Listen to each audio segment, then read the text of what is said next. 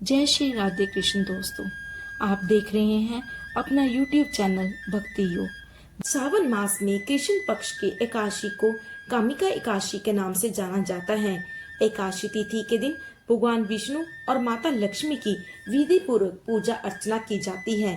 कामिका एकादशी सावन मास में दूसरे सोमवार को पड़ने से इस एकादशी पर भगवान शिव और माता पार्वती की पूजा का विशेष महत्व है। इस दिन विधि पूर्वक व्रत रखकर और शिव शक्ति की आराधना कर पापों से मुक्ति मिलती है। तो आइए जानते हैं कामिका एकादशी की सही तिथि, शुभ मुहूर्त, मंत्र, महत्व और पारण का समय। और आइए जानते हैं दूसरा सावन सोमवार व्रत और एकादशी का व्रत एक साथ कैसे करें। सोमवार और मंगलवार 2 दिनों को मिलाकर 5 व्रत पड़ रहे हैं। तो आइए जानते हैं कि वो 5 व्रत कौन से हैं। वैदिक पंचांग के अनुसार 20 जुलाई रविवार को दोपहर 12:12 पर सावन माह के कृष्ण पक्ष की एकादशी तिथि शुरू होगी और 21 जुलाई सोमवार को सुबह 9:38 पर एकादशी तिथि समाप्त होगी। उदय तिथि के अनुसार कामिका एकादशी का व्रत 21 जुलाई दिन सोमवार को रखा जाएगा। कामिका एकादशी पारण का समय 22 जुलाई को सुबह 5:37 से लेकर सुबह 7:05 के मध्य कर सकते हैं। इस बार कामिका एकादशी पर शुभ योग बन रहा है। इस बार कामिका एकादशी पर वृद्धि योग, ध्रुव योग, सर्वसिद्धि योग और अमृत योग का निर्माण हो रहा है। कामिका एकादशी व्रत की पूजा विधि। कामिका एकादशी व्रत रखने वाले व्यक्ति को एक दिन पूर्व यानी कि दशमी तिथि को रात में भोजन नहीं करना चाहिए।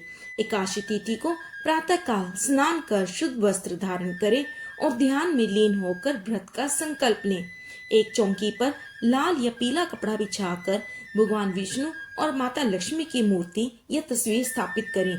चारों ओर गंगा जल से छिड़काव करें। भगवान शिव विष्णु का पंचामृत से अभिषेक करें। भगवान विष्णु को पीला रंग अत्यधिक प्रिय है, इसलिए इस दिन पीले फूल, पीले फल, पीला चंदन, पीले वस्त्र भगवान विष्णु को अर्पित करने चाहिए। भगवान विष्णु और माता लक्ष्मी के समक्ष दीपक जलाएं। रोली, चंदन, अक्षत, पुष्प, ऋतुफल और तुलसी दल से भगवान विष्णु और माता लक्ष्मी की पूजा करें। ओम नमो भगवते वासुदेवाय मंत्र का जाप करें या विष्णु सहस्त्र नाम का जाप करें। एकादशी व्रत की कथा पढ़े या सुने। पूजा करने के बाद पीपल और केले के वृक्ष की पूजा करनी चाहिए। संध्या के समय तुलसी जी के पास घी का दीपक जलाएं और रात्रि में श्री हरि विष्णु भगवान का जागरण करना चाहिए। पीपल और केले के वृक्ष पर भी संध्या के समय दीपक जलाएं और अपने घर के मुख्य द्वार पर भी दीपक जरूर जलाना चाहिए। द्वादशी तिथि को ब्रह्म मुहूर्त में उठकर विष्णु और माता लक्ष्मी की पूजा करें और सात्विक खाना बनाकर भगवान श्री हरि विष्णु को भोग लगाएं। उसके बाद ब्राह्मणों को खाना खिलाएं और गाय के लिए खाना अवश्य निकालें। उसके बाद स्वयं भोजन ग्रहण करें। एकादशी व्रत में क्या खाएं? इस बार एकादशी और दूसरा सावन सोमवार व्रत एक साथ पड़ रहे हैं। एकादशी को अन्न, अनाज और चावल ग्रहण नहीं किए जाते और सावन सोमवार व्रत में नमक नहीं ग्रहण करते। इसलिए जो भी भक्त एकादशी और सोमवार का व्रत एक साथ रख रहे हैं वो ड्राई फ्रूट्स, ताजे फल, जूस, दूध या दूध से बनी कोई भी चीज या मिठाई, शकरकंदी या आलू का हलवा ले सकते हैं। सोमवार को कामिका एकादशी व्रत और दूसरा सावन सोमवार व्रत है और अगले दिन पारण के समय मंगलवार को दूसरा मंगला गौरी व्रत और हनुमान जी का व्रत भी है और त्रयोदशी तिथि होने से भौम प्रदोष व्रत भी है।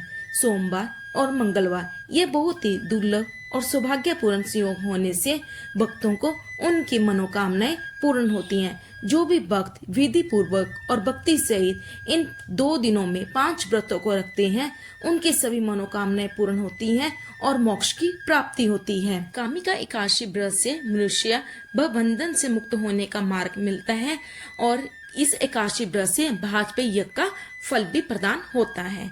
धन्यवाद। उम्मीद है आपको ये जानकारी उपयोगी लगे। प्लीज इस वीडियो को ज्यादा से ज्यादा लाइक एंड शेयर करें। धन्यवाद।